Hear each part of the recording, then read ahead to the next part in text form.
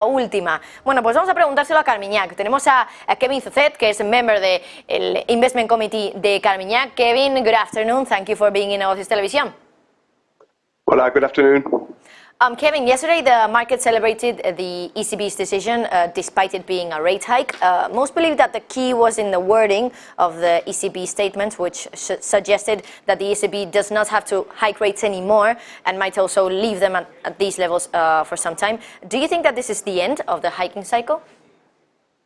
Yes, I mean, the question is clearly open. When you have growth expectations at 0% and you have inflation at 5%. It's quite a conundrum for a central bank because that's what we call the stagflationary environment, and there's no good, I'd say, good solution out of it. But yesterday they did move forward, and I think it's the good news in this. It's that it was one and done. And for now, yes, we do believe that the ECB will keep rates where they are and will not increase higher. Why that is? Well, because in fact the economic environment is quite poor. And the ECB itself yesterday stated that growth expectations for this year were downward reviewed at 0.7%, for next year downward reviewed again at 1%. And in fact at Carmiñac we also believe that those growth expectations are quite optimistic for the ECB. So we don't expect the European economy to fall off a cliff, but we don't expect growth to be very strong. And this would kind of be consistent with keeping rates where they are today. And it's, I'd say, very good news for fixed income markets and for equities. Very good news for fixed income markets. Finally, I mean, many were saying 2023 was the year of fixed income. Well, yesterday, with now the ECB pausing from there, could be the trigger that we were all waiting for to see those kind of bonds and government bonds rallying. Kevin, yesterday Lagarde said they are not trying to force a recession with the rate hikes. However, politicians in Italy, for example, in Portugal today, are criticizing the ECB for increasing rates, knowing the weak economic situation that we have in most countries, like Italy, for example. Do you think that the ECB will eventually create a recession in Europe? Well, in fact, a recession is already there in Europe. I mean, Germany was in recession. Growth expectations are somewhere between 0.5%. So that's a kind of very low growth environment. We don't believe that there will be a severe recession in Europe. Why that is? Because there's Chinese stimulus, and we have had additional signs that there will be more Chinese stimulus last night or this evening. There's also kind of the European consumer real income trajectory. Why that is? Because inflation is rolling over and wages are continuing on their trend. And this is positive for real income. And then there's the unemployment rate. We don't expect unemployment rate to go up dramatically. Why that is? Because there's still kind of I would say, skills shortages in the economy.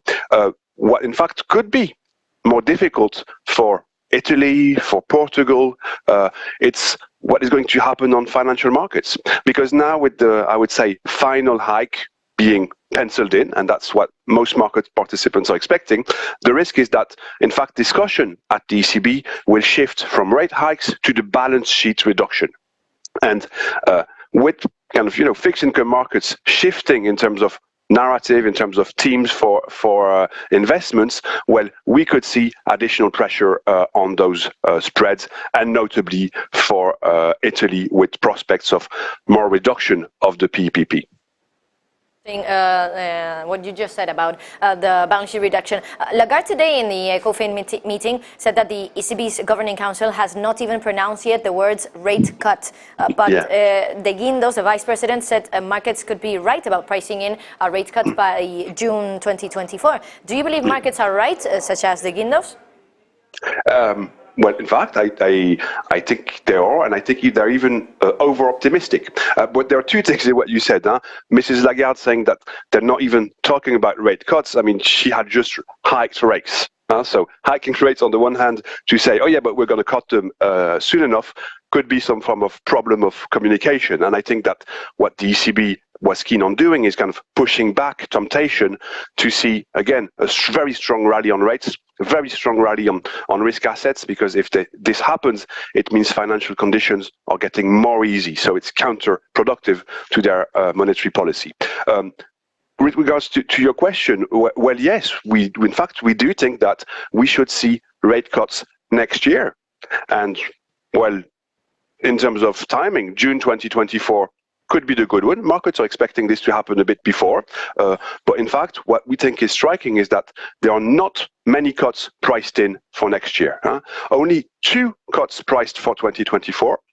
And in fact, it's probably not enough because, as we said, well, the recession is coming, or the very low growth model, the modeling through of the European economy will warrant more than 2 cuts, which is very low in periods of recession. That's one.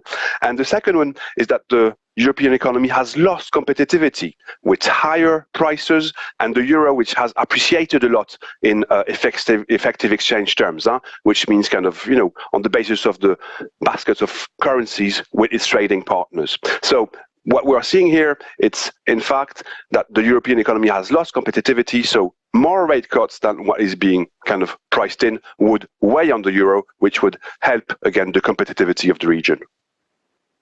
We have a little time left, Kevin, but I wanted to ask you about the euro. Yes. Yesterday it lost $107. With no more interest rate increases on the horizon, where could the euro go to? Well, if you're asking me for, a direction or a target, I'd say 0.5 could be in sight. Why that is? Because in fact, you mentioned it, the interest rates differential, it's not in favor of the euro. The euro is, as I said, one and done, and the Fed will keep the door open for a potential rate hike, if not at the coming meeting, at the following one. So more in favor of the dollar. The other one is the difference in terms of economic environment. The US economy is very resilient. We had retail sales data yesterday showing that US economy is holding very well, while the euro area is slowing down. And then the US dollar also have kind of a potential for a safe haven. So those 3, I'd say, arguments are in fact more in favor of the greenback. So in terms of target, we could see the euro falling as much as 1.05. Kevin Thozet, a member of Investment Committee at Carmignac, thank you so much for being in Negocios Televisión. It's been a pleasure. Muchas gracias. Adiós.